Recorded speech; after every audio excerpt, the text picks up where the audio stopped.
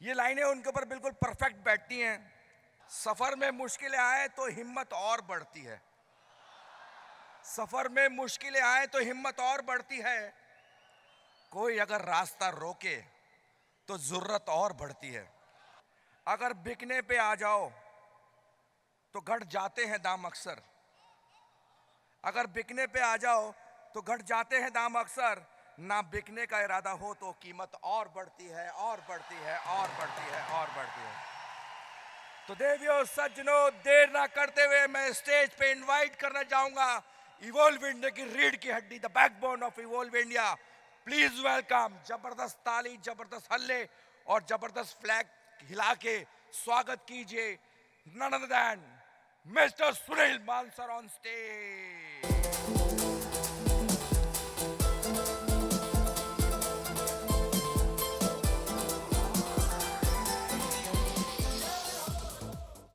Good afternoon friends. Shape shop की 18वीं वर्षगांठ आप सभी को बहुत बहुत मुबारक हो।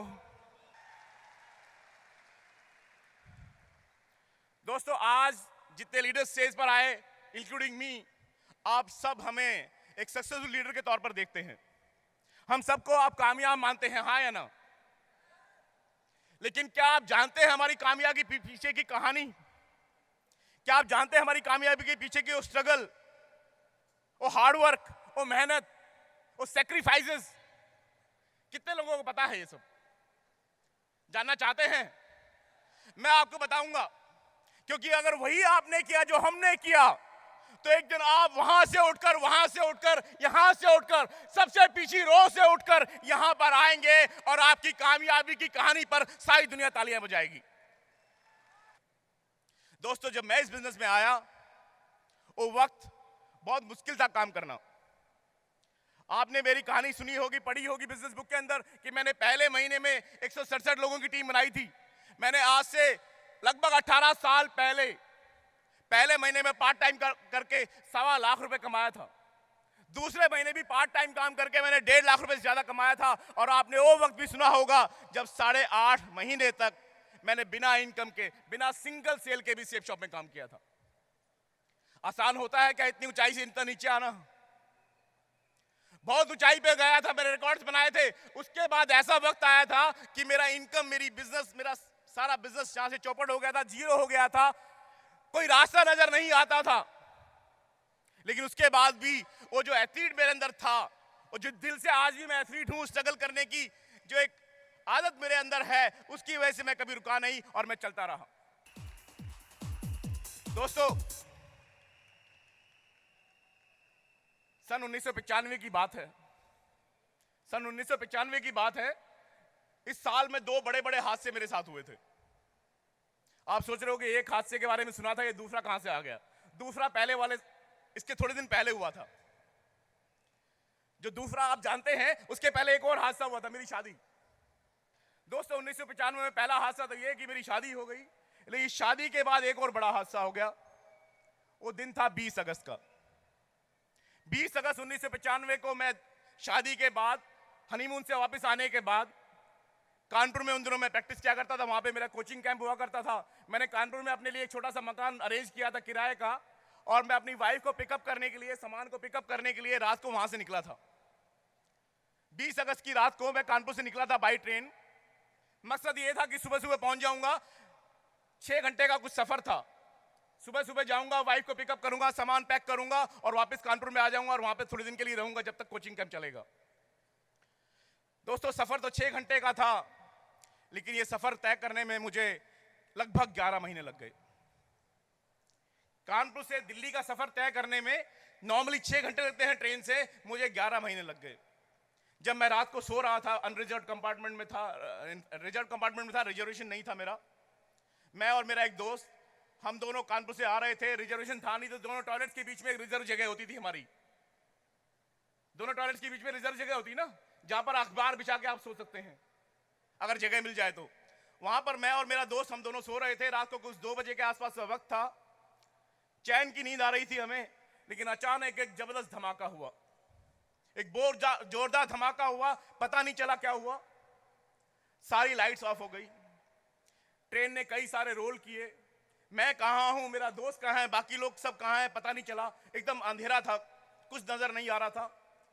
मैं बाहर निकलने की कोशिश कर रहा था और बाहर निकल नहीं पा रहा था, क्योंकि मैंने रियलाइज किया कि जिस डिब्बे में मैं ट्रैवल कर रहा था, उस डिब्बे में से एक दूसरा डब्बा आर पार निकल गया, क्रॉस बन गया ऐसे। उस डब्बे के अंदर से दूसरा डिब्बा आर पार क्रॉस कर गया। दो ट्रेनों ने आमने सामने फुल स्पीड में टक्कर मार दी। 1400 लोगों की मौत इस एक्सीडेंट में हो गई। जिस डिब्बे में मैं ट्रैवल कर रहा था, उस डिब्बे में मेरे अलावा एक छोटा सा बच्चा बचा था जो अपनी मां की गोद में था। बाकी सारे लोग उस डिब्बे में मारे गए।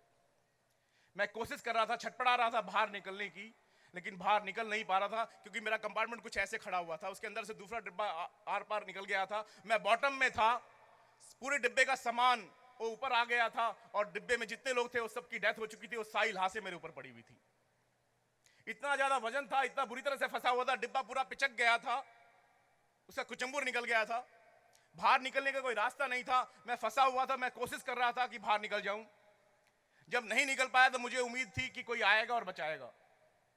1 घंटे बाद, 2 घंटे बाद, 3 घंटे बाद, 4 घंटे बाद सुबह हो गई, सूरज निकला आया, धूप निकलाई, लेकिन कोई बचाने आ नहीं पाया। सुनसान सी जगह थी, कोई आसपास कोई शहर नहीं था, दूर दूर तक जाने का रास्ता नहीं था। रेस्क्यू वर्कर्स को आने में बहुत वक्त लग गया, और जब वो पहुंचे तो मुझे निकालने की जगह नहीं थी। मेरे अलावा सैकड़ों लोग और फंसे हुए थे जिनको उनको निकालना था। बहुत लोग कम थे निकालने वाले, रेस्क्यू करने वाले। तो मुझ तक जो हेल्प पहुंची वो काफी घंटों के बाद पहुंची, और जब मुझ तक हेल्प पहुंची तो 18 घंटे बीत गए थे। और 18 घंटे की मेरी हालत क्या थी मैं आपको बताना चाहता हूं। मेरे दोनों पैर फंसे हुए थे और मैं उल्टा लटका हुआ था। दोनों पैर फंसे हुए थे और मैं उल्टा लटका हुआ था। मैं बाहर निकलने की कोशिश कर रहा था और निकल नहीं पा रहा था। हार्ट अपना काम कर रहा था, दिल धड़क रहा था, और दिल का काम होता है शरीर के हर जगह पर खून पहुंचाना। तो लोअर बॉडी में खून जा नहीं रहा था, हार्ट अपना काम कर रहा था, सारा खून ऊपर के एरिया में घूम रहा था, और उसको बाहर निकलने की जगह चाहिए थी। तो मेरे नाक से खून निकल रहा था, मेरे मुंह से खून निकल रहा था, मेरे कानों से खून निकल रहा था, मेरी आंखों से खून टपक रहा था। मैं उम्मीद में था कि कोई आएगा, निकालेगा, बचाएगा। बहुत घंटों के बाद एक रेस्क्यू टीम पहुंची, जिन्होंने मुझे निकालने की कोशिश की, लेकिन रास्ता नहीं था। तो उन्होंने एक गैस कटर मंगाया। गैस कटर जानते हैं ना, लोहे को काटने के लिए जो गैस का एक होता है, वो गैस कटर उन्होंने मंगाया, और जहां पर मेरे पैर फंसे हुए थे उसके पास से उन्होंने काटना शुरू किया लोहे को। और आप जानते हैं लोहा कैसे कटता है, गैस कटर से, गर्म होकर। वहीं पर पैर थे और वहीं पर वो गैस कटर से काट रहे थे, और मैं दर्द से चीख रहा था। मैं चिल्ला रहा था कि बहुत ज्यादा दर्द हो रहा है, बियरेबल नहीं है, अनबियरेबल पेन है ये।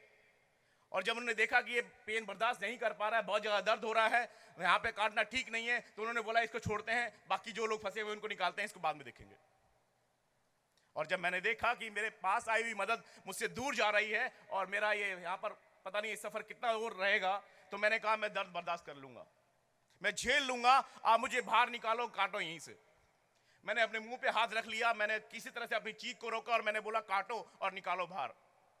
उन्होंने गैस कटर से काटा, लेकिन उसके बाद भी उस लोहे के एरिया को निकाल नहीं पाए। उसके बाद उन्होंने बड़ा सा हथौड़ा मंगाया, और हथौड़े से वहां पर मार मार के उस लोहे के एरिया को काटा, उस प्लेट को काटा जहां पर मेरे पैर थे। मुझे उम्मीद थी कि जैसे बाहर निकलूंगा, जैसे आराम मिलेगा मुझे, मैं बैठ जाऊंगा, मैं खड़ा हो जाऊंगा और अपने पैरों पे चल के जाऊंगा। लेकिन जब मुझे बाहर निकाला गया तो मैंने देखा मेरे पैर काम नहीं कर रहे थे, मेरे पैर हिल नहीं रहे थे, मेरे पैर में कोई मूवमेंट नहीं था। मुझे वो निकालने की कोशिश कर रहे थे और ऊपर से नीचे उतारना था डब्बे से। तो उन्होंने एक चारपाई मंगाई, उस चारपाई पे मुझे डाला, और चारपाई को धीरे धीरे निकाल के मुझे हॉस्पिटल लेकर गए धीरे धीरे। वहां पर जाते ही बहुत भीड़ थी, बहुत मुश्किल हालात थे। वहां पर बहुत सारे लोग फंसे हुए थे जिनको वहां पर लाया गया था। बहुत सारी लाशें वहां पर आई थी जिनका पोस्टमार्टम होना था, जिनको मॉर्चरी में रखा जाना था। हॉस्पिटल में घुसने तक की जगह नहीं थी एम्बुलेंस के लिए। जैसे तैसे करके उन्होंने मेरा एक्सरे किया। एक्सरे करने के बाद एक नर्स आई एक पेपर लेकर और बोलती है इस पे साइन कर दीजिए। मैंने साइन भी कर दिए, और लेकिन साइन करने के बाद मुझे लगा एक बार पढ़ लेना चाहिए। तो मैंने पूछा इसमें क्या लिखा हुआ है। कहती है इसमें लिखा हुआ है कि आपका एम्पुटेशन किया जाएगा। एम्पुटेशन मेरी समझ में नहीं आया, एथलीट था ना, ज्यादातर लोगों को आपको भी समझ में नहीं आया होगा एम्पुटेशन क्या होता है। एम्पुटेशन मतलब पैर को काटा जाएगा, आपके पैरों में गैंग्रीन है, आपका पैर काटा जाएगा। और मैं एथलीट था, मैं एक रनर था, और एक रनर को सबसे ज्यादा प्यार किससे होता है? अपने पैरों से। और जब उन्होंने बोला पैर काटा जाएगा तो मैंने बोला हाथ भी मत लगा देना। बोलते हालत खराब है आपकी, पैर काटना ही पड़ेगा, इसके अलावा कोई इलाज नहीं है। मैंने कहा कोई इलाज नहीं है, कोई बात नहीं, जिंदगी भर बेड पे पड़े रहने से अच्छा मर जाऊं। बोले क्या करें? मैंने कहा किसी मिलिट्री हॉस्पिटल में भेज दीजिए अगर भेज सकते हो तो। कहते बहुत दूर है। मैंने कहा कोई बात नहीं, बहुत दूर है तो कोई बात नहीं, 18 घंटे बाद तुमने बाहर निकाला है, वहां से निकलने के बाद 1.5 से 2 घंटे आपको लग गए मुझे यहां तक पहुंचाने में, उसके बाद 1.5-2 घंटा लग गया आपको मेरा एक्सरे करने में और ये नतीजे में पहुंचने के लिए पैर काटा जाएगा। कोई बात नहीं, 2-3 घंटे और लग जाएंगे, मुझे मिलिट्री हॉस्पिटल भेज दीजिए। उन्होंने आर्मी वालों को कांटेक्ट किया, आर्मी की एम्बुलेंस आई और मुझे आगरा लेकर आए। आगरा में आनंद फानंद में जो भी सर्जन अवेलेबल था उसने मेरे पैर के ऑपरेशन करने की कोशिश की ताकि ब्लड सर्कुलेशन चालू हो जाए, वो कर नहीं पाए। फिर उन्होंने इमरजेंसी में मुझे बाई एयर एम्बुलेंस से दिल्ली भेज दिया। दिल्ली एयरपोर्ट से मुझे आर्मी हॉस्पिटल में ले आया दिल्ली के। और ये होते होते बहुत देर हो चुकी थी, जब तक मेरे पैरों की मसल्स सड़ चुकी थी, क्योंकि लोअर बॉडी में मेरे पैरों में ब्लड सर्कुलेशन नहीं हो रहा था। आगरा से जब मैं टेक ऑफ लिया था मेरे हवाई जहाज ने, वो तो मुझे याद है, मैं दिल्ली कब पहुंचा, मैं आईसीयू में कब पहुंचा, मैं ऑपरेशन थिएटर में कब पहुंचा, वो मुझे याद नहीं। तब तक मैं बेहोश हो गया था। कभी आईसीयू में, कभी ऑपरेशन थिएटर में, फिर वहां से आईसीयू में, कभी ऑपरेशन थिएटर में, एक के बाद दूसरी, दूसरी के बाद तीसरी, तीसरी के बाद चौथी, एक के बाद एक सर्जरीज होती रही। मुझे लगता था थोड़े दिन बाद ठीक हो जाऊंगा, आईसीयू में पड़ा होता था मैं। नई नई शादी हुई थी मेरी, थोड़े दिन पहले शादी हुई थी, हनीमून से वापस आया था, घर आना था मुझे अपनी वाइफ को पिकअप करके वापस कानपुर जाने के लिए, लेकिन रास्ते में इतना बड़ा हादसा हो गया और मैं हॉस्पिटल पहुंच गया। मेरे घर वालों को खबर मिली तो वो आए। मेरी वाइफ सुबह आती थी, ध्यान से सुनना इस बात को, मेरी वाइफ सुबह 7 बजे आती थी हॉस्पिटल में, सारे दिन बैठी रहती थी, 8 बजे 9 बजे रात को निकलती थी हॉस्पिटल से। एक दिन नहीं, 2 दिन नहीं, महीनों तक उसने ये काम किया है। और सिर्फ वो नहीं आती थी, मेरे घर के सारे इंसान आते थे, हर मेरे दोस्त आते थे, मेरे पड़ोसी आते थे, मेरे रिश्तेदार आते थे। मेरी पेन बढ़ रही थी क्योंकि गैंग्रीन था। उसके बाद सेप्टिसीमिया हो गया। गैंग्रीन का मतलब है कि ब्लड सर्कुलेशन रुक जाना, गैंग्रीन का मतलब है मसल्स का सड़ जाना, गैंग्रीन का मतलब है कि आपकी वो लिम्ब, वो पैर जिंदा नहीं है। उसको ठीक करने के लिए ऑपरेशन किए, एक के बाद दूसरा, दूसरे के बाद तीसरा ऑपरेशन होता रहा। ब्लड लॉस इतना हो गया कि एक आम इंसान का ब्लड काउंट जहां पर 13, 14, 15, 16 होता है हीमोग्लोबिन, मेरा हीमोग्लोबिन होता था 3.5। एक आम आदमी का हीमोग्लोबिन 14-15 पॉइंट होता है, मेरा होता था 3.5। 30 यूनिट ब्लड चढ़ाई थी, 15 बार ऑपरेशन किए थे। पैर में सुराख हो गए थे मोटे मोटे, क्योंकि वो डेड मसल्स को निकाल रहे थे, वो सड़ी हुई मसल्स को निकाल रहे थे। इधर से उंगली घुसती थी और हाथ घुसता था पूरा, और आर पार निकल जाता था। इतने बड़े बड़े होल थे मेरे पैरों के अंदर। सेप्टिसीमिया हो गया था, इन्फेक्शन उस स्टेज तक पहुंच गया था जो कि क्योर नहीं हो रहा था, कोई एंटीबायोटिक काम नहीं कर रही थी, कोई इंजेक्शन काम नहीं कर रहा था। प्लास्टिक सर्जरी करनी पड़ी, किडनीज काम नहीं कर रही थी, किडनीज के अंदर खून जमा हो गया था, मेरी दोनों किडनियां खराब हो गई थी, तो डायलिसिस किया गया। गैंग्रीन था, सेप्टिसीमिया हो गया, दोनों किडनियां खराब हो गई, डायलिसिस पे डाल दिया। एक एक बूंद पानी के लिए मैं तरसा था, लगातार बहुत लंबे समय तक मैं डायलिसिस पर था, तो खाना तो दूर, पानी की एक बूंद नहीं मिलती थी। इतना कमजोर हो गया था कि मैं पानी के लिए चीखता था। मैं किसी को बोलता था, जो भी आसपास आता था, नर्स आती थी, कोई डॉक्टर आता था, जो भी आता था, मैं चीखता था, मुझे थोड़ा सा पानी दे दो, 2 बूंद पानी दे दो। और चीखने के बावजूद भी मेरी आवाज उन तक पहुंचती नहीं थी, इतना कमजोर था मैं। प्लास्टिक सर्जरी की गई, एक पैर से स्किन निकालते थे और दूसरे पैर पे लगाते थे ताकि वो घाव भर जाए। मेरे पैर इतने पतले हो गए थे कि दूसरे पैर से स्किन निकालते थे, उस पैर पे उतनी स्किन नहीं बची थी जितने बड़े बड़े घाव थे। 30 यूनिट ब्लड चला गया था दोस्तों, 30 यूनिट, यानी कि 30 बोतल खून। मेरे भाइयों के अलावा किस किस ने मुझे खून दिया मुझे पता नहीं, लेकिन मेरे पास तो स्किन भी उतनी नहीं थी कि मेरे घाव भर जाए। जब सर्जरी करने के बाद मुझे वार्ड में लेके आया और जब मुझे वो स्किन लगाई जा रही थी, तो मुझे याद है वो दिन जब मेरी वो स्किन कम पड़ गई, तो एक डॉक्टर ने दूसरे डॉक्टर को बोला कि सर मान की स्किन कम पड़ गई और घाव बहुत बड़ा बचा हुआ है अभी भी। तो उन्होंने आवाज दी कि एक मेजर खान की स्किन पड़ी हुई है, और माउंटेनिंग के लिए गया था, उसके पैरों में बर्फ लग गई थी, उसको स्नो बाइट हो गया था, उसके पैर काटे हैं, उसकी स्किन पड़ी हुई है, वो स्किन निकालो और मान के पैर में लगा दो। तो मुझे सिर्फ खून उधार नहीं मिला है, मुझे तो किसी की स्किन भी उधार में मिली हुई है। इसलिए मैं हार तो नहीं मान सकता हूं ना, इसलिए मैं थक तो नहीं सकता हूं ना, इसलिए मैं गिव अप तो नहीं कर सकता हूं ना। दोस्तों 15 बार ऑपरेशन किया था, और जब मैं वहां पर पड़ा हुआ था तो जो सपना मैंने देखा था बचपन से, जिसको मैं परस्यू कर रहा था, जिसके लिए मैं दिन रात भागता था, जिसके लिए मैं 7 से 8 घंटे रनिंग करता था, कई घंटे तक जिम करता था, गंगा के किनारे सैंड में रनिंग करता था, स्टेज के ऊपर रनिंग करता था, इतनी सारी एक्सरसाइज करता था, इतना सारी डाइट लेता था, आराम नहीं करता था, सिर्फ भागता था। वो सपना मेरा टूट रहा था, लेकिन जब मैं हॉस्पिटल में पड़ा हुआ था तो सपना फिर भी जिंदा था। जब ये ऑपरेशन चल रहे थे, जब मैं आईसीयू में पड़ा हुआ था, जब किसी से मिलना नहीं था, सब आते थे और बाहर से देख के चले जाते थे, अंदर किसी को आना अलाउ नहीं था, कंडीशन बहुत क्रिटिकल थी। उस वक्त की हालत बताऊं आपको, मैं अपने आप से सांस नहीं ले सकता था, मैं अपने आप से सांस नहीं ले सकता था। ऑक्सीजन का एक पाइप परमानेंटली मेरे नाक पे लगाया हुआ था। मेरा डायलिसिस चल रहा था, मेरी किडनियां खराब थी, तो डायलिसिस करने के लिए मेरी गर्दन में एक पाइप लगाया हुआ था, मेरी किडनियों को ठीक करने के लिए। मुझे लगातार खून की जरूरत पड़ती थी, तो मेरे एक हाथ में खून का पाइप लगाया हुआ था। मुझे लगातार इंजेक्शन और ग्लूकोज चढ़ता था, तो दूसरे हाथ में ग्लूकोज के लिए एक पाइप लगाया हुआ था। मैं खुद से पेशाब नहीं कर पाता था क्योंकि किडनियां खराब थी, तो पेशाब निकालने के लिए एक पाइप लगाया हुआ था। और जहां पर ऑपरेशन होता था वहां पर वो गंदा खून और पस और जो सड़ा हुआ मांस होता था, उसको निकालने के लिए एक पाइप लगा होता था। 6 पाइप लगे होते थे मुझे 24 घंटे। आईसीयू में पड़ा हुआ था, 6 पाइप लगे हुए थे, इतना भयंकर पेन होता था, दिन रात तड़पता था एक बूंद पानी के लिए। दिन कब हुआ रात कब हुई पता नहीं चलता था। पता तब लगता था जब डॉक्टरों की एक पूरी टीम आती थी, 10-12 डॉक्टरों की एक टीम आती थी सुबह सुबह, तब पता लगता था कि एक दिन बीत गया। शिफ्ट बदलती थी नर्सिंग स्टाफ की, तो पता लगता था 8 घंटे बीत गए, क्योंकि घड़ी भी नहीं थी वहां पर, खिड़की भी नहीं थी। दिन भी वैसे दिखता था, रात भी वैसे दिखती थी। रात को नर्स खुद सोने के लिए, वो भी थक जाती थी ना, रात को सोने का दिल उसका भी करता था। तो मुझे याद है एक सड़ियल सी नर्स थी, उसको खुद सोना होता था और खुद सोने के लिए उसको मुझे सुलाना पड़ता था। वैसे तो नींद आती नहीं थी, पेन इतना ज्यादा था, उसको खुद सोना होता था, इसलिए खुद सोने से पहले मुझे एक नींद का इंजेक्शन लगा देती थी वो। और जब नींद का इंजेक्शन लगता था, वैसे तो नींद नहीं आती थी, लेकिन इंजेक्शन की वजह से नींद आ जाती थी। और जैसे ही नींद आती थी, जैसे ही आंख बंद होती थी, नींद आती थी, मुझे एक सपना आता था हर रोज। वो सपना मैं आपके साथ शेयर करता हूं। एक सपना हर रोज आता था कि मेरा ऑपरेशन कामयाब हो गया। हर बार उम्मीद होती थी कि अगला ऑपरेशन ठीक हो जाएगा और बेहतर हो जाएगा मेरी कंडीशन। तो सपना आता था कि मेरा ऑपरेशन ठीक हो गया। फिर मैं सपने में अपने दोनों पैर लटका के, बेड से नीचे लटका के बैठ जाता था। फिर मैं सपने में खड़ा हो जाता था उस बेड को पकड़ के। फिर उस सपने में मैं आवाज लगाता था अपने दोस्तों को जो बाहर बैठे होते थे। मैं उनको बोलता था, आ जाओ यार, बहुत दिन से मैंने इस रूम के बाहर दुनिया देखी नहीं है, मुझे बाहर लेकर चलो। मैं दोनों कंधों पे हाथ रखता था उनके, और मैं उनके कंधों पे हाथ रख के बाहर निकल जाता था। फिर मैं बोलता था, एक जवान लड़का है यार, एथलीट, ऐसे कंधे पे हाथ रख के चलता हुआ अच्छा नहीं लगता, एक काम करो मुझे बैसाखियां दे दो, क्रचेस दे दो।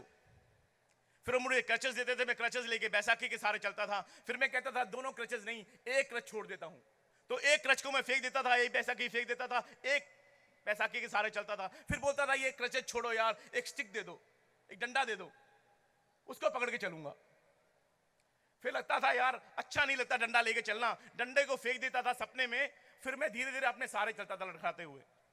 फिर मैं ठीक ठाक चलता था, फिर मैं जॉगिंग करता था, और फिर मैं रनिंग करता था। मैं ट्रैक सूट पहन लेता था, फिर मैं स्पाइक्स डाल लेता था और दिल्ली के जवाहरलाल नेहरू स्टेडियम में पहुंच जाता था। हर रोज ये सपना आता था, जवाहरलाल नेहरू स्टेडियम में पहुंच जाता था। इतनी खुशी हो जाती थी मुझे अपने ठीक होने की, और मुझे खुशी होती थी इस बात की कि मेरे सपने मेरे नजदीक आ रहे हैं, जो मैं करना चाहता हूं वो मैं कर पाऊंगा अभी। और इस खुशी खुशी में मेरी नींद खुल जाती थी हर रोज। हर रोज ये हो रहा था, हर रोज ये सपना आ रहा था। एक दिन मेरा डॉक्टर मेरे पास आया, सुबह सुबह अकेला था, तो मैंने उसको बोला, डॉक्टर साहब मुझे हर रोज एक सपना आता है, इस सपने ने मुझे बहुत परेशान करके रखा हुआ है। उसने पूछा क्या सपना आता, तो मैंने सारी कहानी बताई उसको कि मुझे ऐसा ऐसा सपना आता है। उस डॉक्टर का नाम था सरदार वरिंदर सिंह बेदी। बोलता बेटा ये सपना प्रॉब्लम नहीं है, ये सपना सॉल्यूशन है। ये वो सपना है जिसकी वजह से इतनी सारी प्रॉब्लम्स होने के बाद भी तुम जिंदा हो।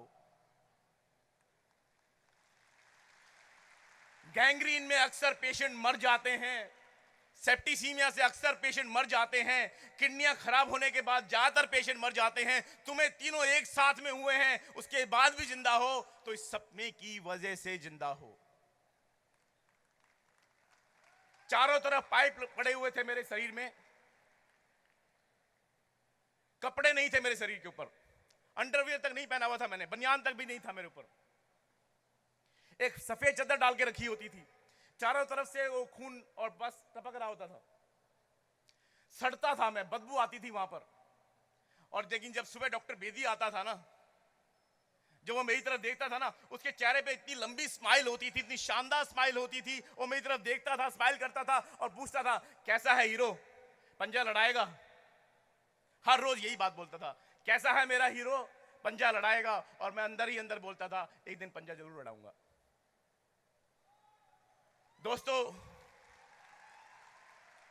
दोस्तों अगर आप उस दौर से गुजर रहे हैं जिस दौर से मैं गुजरा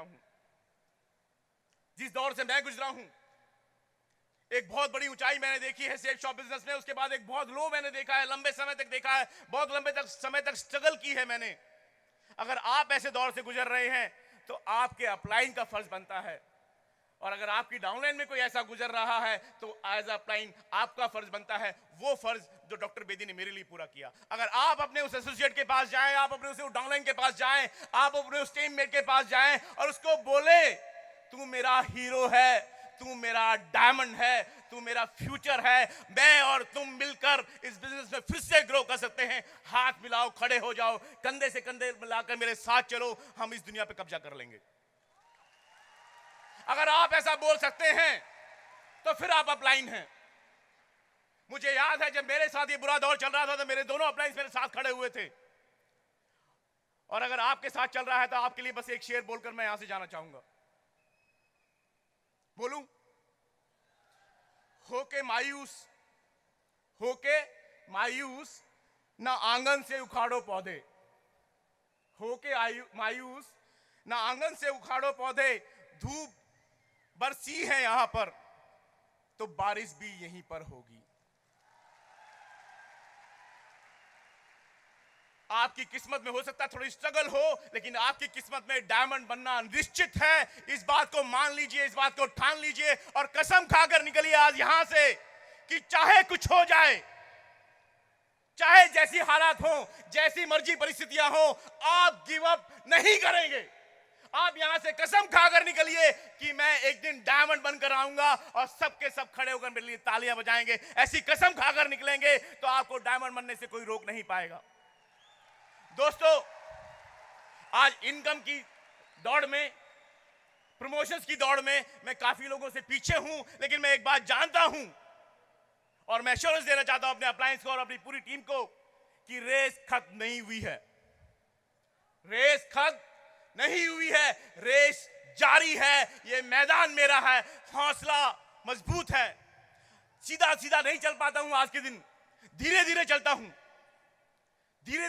लड़खड़ा कर चलता हूं, लेकिन मैं जानता हूं कि मैं लगातार चलता हूं। जब चलता हूं तो थोड़ा लड़खड़ा के चलता हूं, थोड़ा टेढ़ा मेढ़ा चलता हूं, लेकिन इस बात पे फक्र है मुझे कि कभी गलत रास्ते पर नहीं चलता हूं। सही रास्ते पे चलेंगे, लगातार चलेंगे तो हम सब कामयाब होंगे। And again I will say the race is not over, the race is not over until we win. ये रेस जारी है, ये रेस जारी रहेगी। शरीर कमजोर पड़ गया है पर हौसले कमजोर नहीं पड़े हैं, हौसले बुलंद हैं और एक दिन हम और आप डेफिनेटली वो जन्नत वाली जिंदगी जिएंगे। Wish you all the best. Thank you so much. Go diamond. Thank you.